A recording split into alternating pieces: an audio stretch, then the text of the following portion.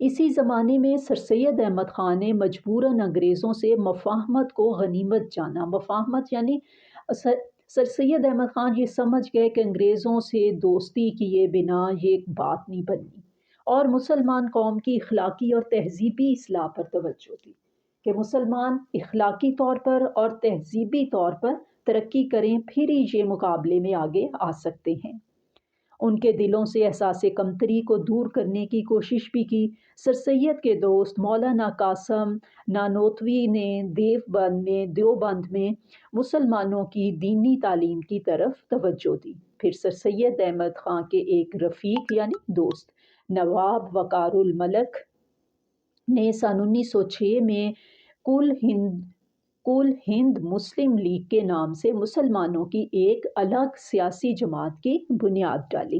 جی بیٹے، کل ہند مسلم لیگ آپ نے انگلش میں بھی پڑھا ہوگا، آل انڈو پاکستان مسلم لیگ یا آل انڈیا مسلم لیگ، ٹھیک ہے۔ یہ اس کو ہم اردو میں کیا کہتے ہیں؟ کل کا مطلب ہے آل، ہند انڈیا، مسلم لیگ آل انڈیا مسلم لیگ، یعنی اردو میں ہم کہیں گے کل ہند مسلم لیگ کے نام سے مسلمانوں کی ایک الگ سیاسی جماعت کی بنیاد ڈالی۔ کب ڈالی؟ سن 1906 میں۔ اس زمانے میں پہلی جنگ عظیم سن 1914 میں شروع ہوئی۔ کب شروع ہوئی پہلی جنگ عظیم یعنی فرسٹ ورلڈ وار؟ سن 1914 میں، جس میں انگریزوں کا مقابلہ جرمنی سے ہوا اور ترکی نے جرمنی کا ساتھ دیا۔ ہندوستان کے مسلمان چونکہ ترکی کے سلطان کو حجاز کی خدمت کرنے کی وجہ سے خلیفہ اسلام سمجھتے تھے، یعنی بہت ان کی عزت تھی، ایک مقام تھا ان کا، اس لیے انہوں نے ترکی کے لیے مالی اور طبی امداد بہم پہنچائی، یعنی مسلسل پہنچاتے رہے۔ اس جنگ میں انگریزوں نے فتح حاصل کی تو ترکی کی وسیع سلطنت کے ٹکڑے ٹکڑے کر دیے۔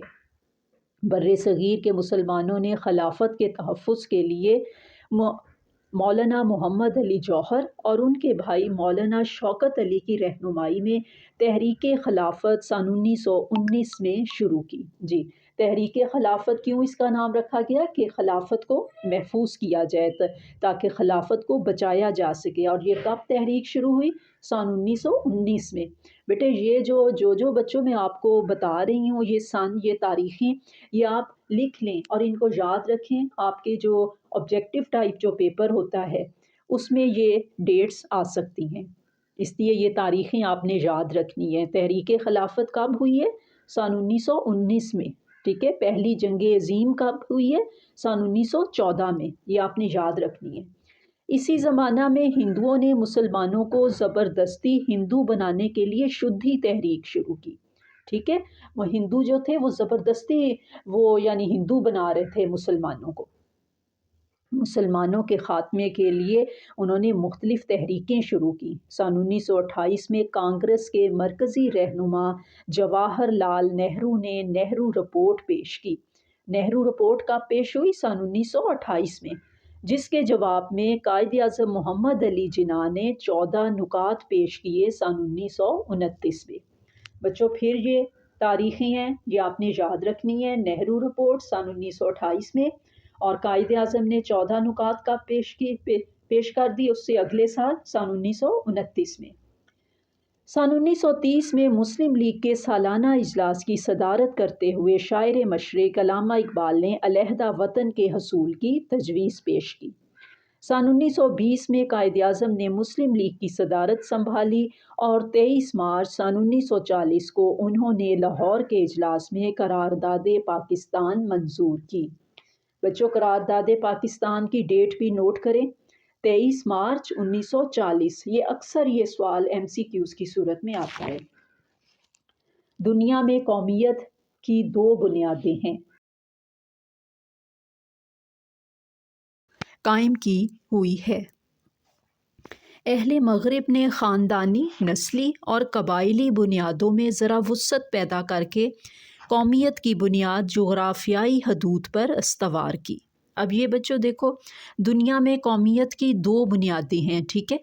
یعنی قومیں کیسے بنتی ہیں؟ ایک تو وہ طریقہ ہے جو کہ مغرب نے بنایا کہ خاندان، نسل، ذات پات میں، اور پھر جغرافیائی حدود، یعنی کوئی چین میں رہتا ہے تو کوئی جاپان میں رہتا ہے تو کوئی اور کسی ملک میں رہتا ہے، اس بنیاد پر بنائی ہیں، اور کہا کہ قوم وطن سے بنتی ہے۔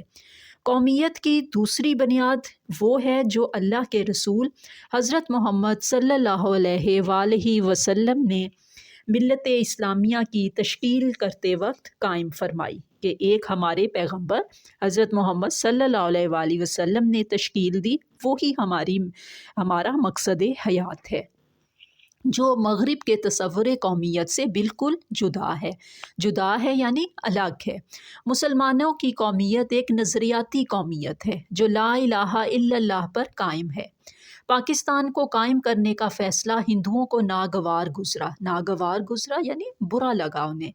قائد اعظم محمد علی جناح کی پرخلوص قیادت، مسلمانوں کے یقین، اتحاد اور مسلسل جد و جہد کی وجہ سے 14 اگست سن 1947 کو پاکستان مارز وجود میں آ گیا یعنی بن گیا۔ نظریہ پاکستان کا مقصد پاکستان کو ایک اسلامی اور فلاحی مملکت بنانا ہے۔ مملکت کا مطلب ہے ملک بنانا ہے۔ ہمیں ایسا کوئی قدم نہیں اٹھانا چاہیے جس کی وجہ سے خدا اور اس کے رسول صلی اللہ علیہ وآلہ وسلم کے سامنے شرمندہ ہونا پڑے۔ ہمارا جینا مرنا پاکستان کے لیے ہونا چاہیے۔ ہمیں اسلامی اصولوں کی روشنی میں پاکستان کو توانا، مستحکم، شاندار، مستحکم کا مطلب مضبوط، اور پرعظمت بنانے کے لیے بھرپور کوششیں کرنا ہوں گی انشاءاللہ تعالی۔ جی بچوں، اب ہے اس مضمون کا مرکزی خیال کیا ہوتا ہے، جسے ہم انگلش میں مین تھیم کہتے ہیں، کہ اس میں جو مین بات ہے وہ کیا بتائی گئی ہے۔ بچوں، اس میں مرکزی خیال جو ہے ڈاکٹر غلام مصطفیٰ خان اپنے مضمون میں نظریہ پاکستان کو منفرد انداز میں پیش کرتے ہیں، منفرد یعنی ایک الگ ہی طریقے سے، اور یہ نظریہ وہ یہ بتاتے ہیں کہ نظریہ پاکستان کا جو نظریہ ہے وہ کب سے چلا ہے۔ شاہ ولی اللہ رحمۃ اللہ علیہ، مجدد الافسانی رحمۃ اللہ علیہ، سید احمد بریلوی رحمۃ اللہ علیہ اور سر سید احمد خان کے افکار سے تشکیل پایا، کیونکہ ہم نے یہی پڑھا ہے کہ قائد اعظم اور علامہ اقبال نے بنا دیا، لیکن یہ نظریہ ان بزرگ ہستیوں کے دور سے چلتا آ رہا ہے۔ علامہ اقبال نے الہ آباد میں اسی نظریہ کو پیش کیا۔ 23 مارچ کو قرارداد پاکستان کے پس منظر میں یہی نظریہ درکار تھا۔ قیام پاکستان کا سبب بھی یعنی پاکستان بننے کی وجہ بھی یہی نظریہ قرار پایا۔ اب ضرورت اس امر کی ہے، امر یعنی اس بات کی ہے کہ نظریہ پاکستان کو مد نظر رکھتے ہوئے، یعنی نظریہ پاکستان کو سامنے رکھتے ہوئے پاکستان کی ترقی اور تعمیر کے لیے دن رات ایک کرنا ہوں گے۔ دن رات ایک کرنا، مسلسل جد و جہد، بہت زیادہ محنت کرنا ہوگی۔ تو بچوں، یہ ہے اس کا مرکزی خیال بھی ہو گیا، خلاصہ ہو گیا۔ اور کوئی بات آپ کو مشکل لگ رہی ہو، کوئی لفظ کا معنی سمجھ نہ لگ رہا ہو، تو کمنٹ میں ضرور پوچھیں۔ اللہ حافظ۔